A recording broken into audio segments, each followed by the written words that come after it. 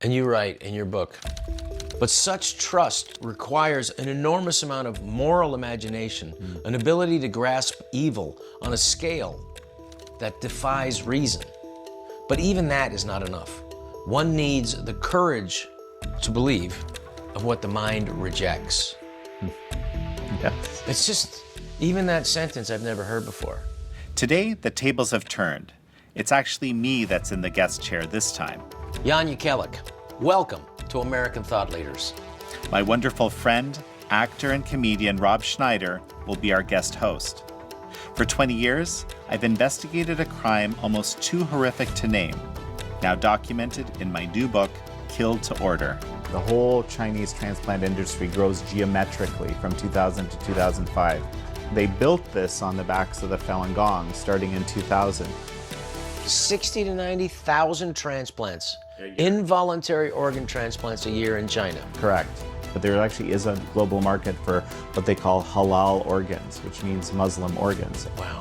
Our conversation moves from the unimaginable scope of this crime to the individuals who dared to expose it, to the survivors who lived to tell the truth, and the millions who continue to stand for faith and tradition amid repression. The Chinese people is an amazing nation, beautiful people with a rich, incredible culture that has given so much to the world. It is my prayer that the Chinese can get back to that gift, to continue giving to the world. This is American Thought Leaders, and I'm Jan Jekielek.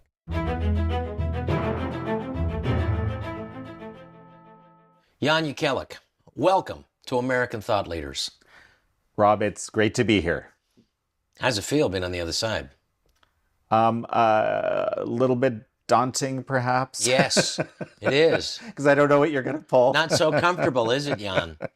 Well, Jan, no, I've watched you for years and your professionalism, and it's nice to see you without your tie, for one thing. And it's nice to see you in the interviewee seat. Mm-hmm.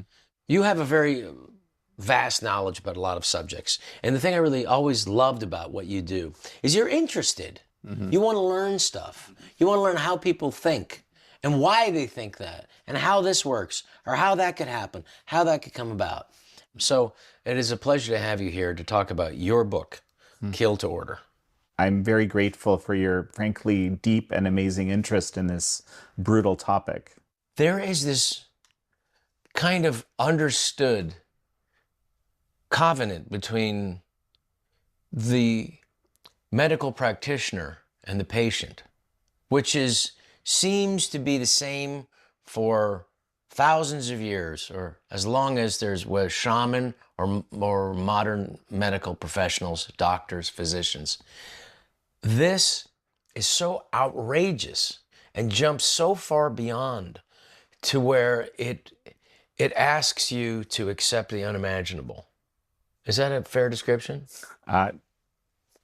When I first heard about it, I didn't want to believe it. I just felt revulsion, and my mind was wandering, to be quite honest, right? Yes. And it took me seeing a lot of hard evidence. And I was open, to be fair, I was open to it. I already knew what the Chinese Communist Party was capable of, broadly. But I still didn't want to accept that this could be happening because it's so extreme. Because it's so extreme, and the barbarism and the absolute lack of any sort of medical morality or ethics required. And then also the scale of it, because it's not just one person doing something evil in a basement. The idea of government systemic mass murder has always been hard to believe, whether it's been in the Holocaust and Auschwitz. You write in the book, but such trust to believe requires an enormous amount of moral imagination, an ability to grasp evil on a scale that defies reason. But even that is not enough. One needs the courage of what the mind rejects.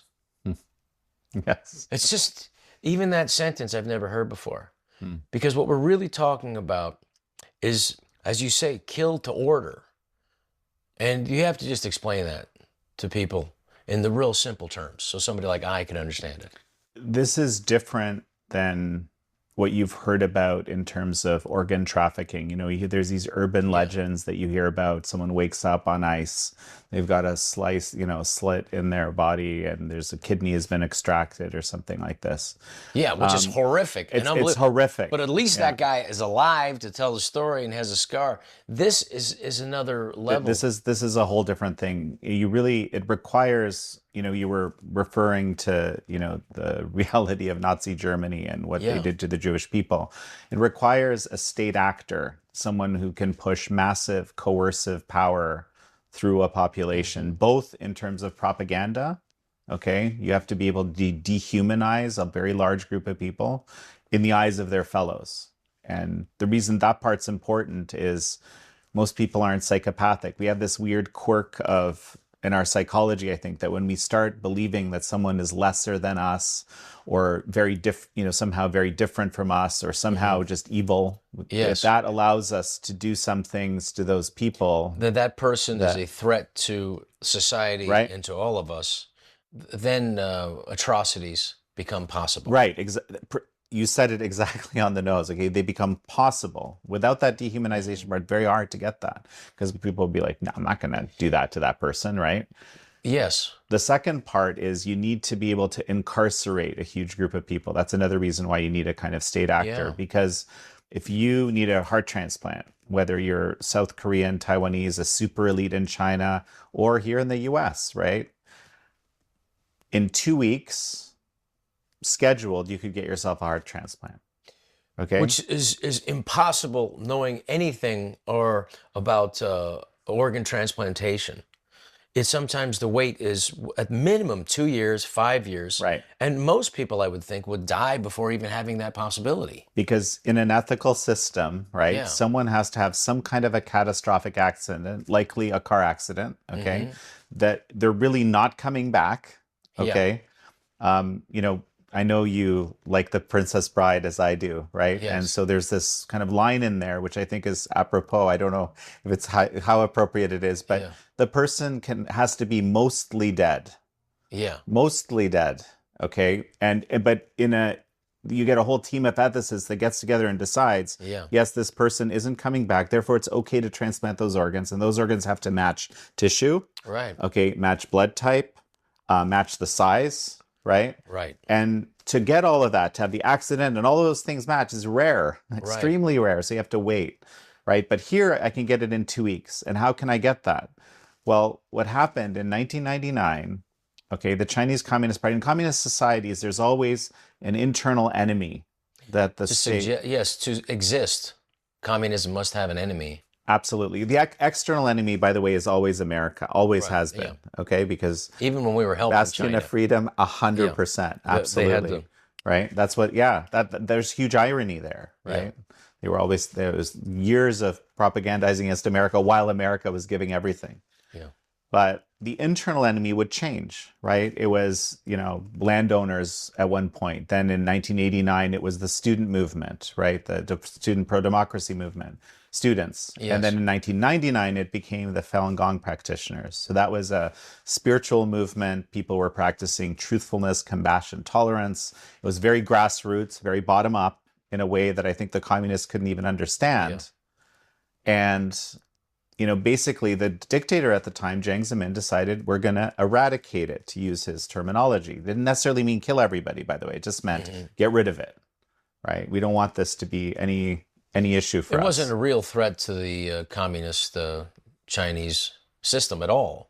These are people that, actually, if you look before communism in China, there's a tradition of spirituality, which is remarkable that that would become considered somehow the foundational spirituality of China would somehow become the enemy of the state. Yeah, and precisely. This was actually an ancient practice, basically around from time immemorial. Just became very, very popular in the 90s. Also had health benefits, which I experienced some benefits from myself at one point in my life. But the bottom line was, when they decided to get rid of this, it turned out that the people that did this did not what we call brainwash or re-educate. That's what the communist term for it, or transform. I hate that term. easily. They really held to their core beliefs, and they wouldn't. And so they started torturing them to try to break them. And Mass torture.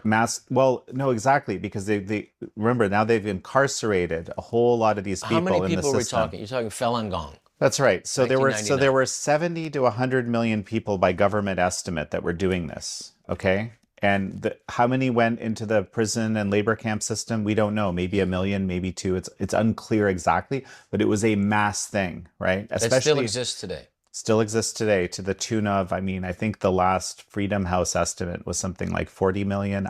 But the truth is that we don't really know. Human beings incarcerated. Well, no.